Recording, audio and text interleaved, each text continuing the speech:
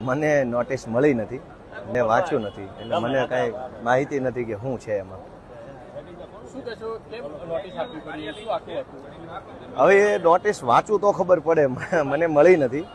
તમે જુઓ કે જે નોટિસ ગોપાલ ઇટાલિયન આપવાની છે એ નોટિસ એને ટીવીમાં આપી છે, તો ઈરાદો જુઓ ને. મને આપો, જવાબ મારે આપવાનો છે, કેસ મારે લડવાનો છે. મને નોટિસ મળી નથી ને આખી દુનિયામાં ફરે છે, એના ઉપરથી ખબર પડી જાય ઈરાદો શું છે એમ.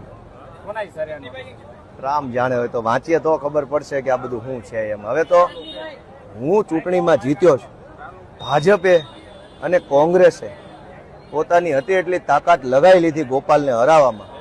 એ પછી ગોપાલ જીત્યો છે એ વાતનું બે પાર્ટીને એક અઠવાડિયાથી પેટમાં દુખે છે.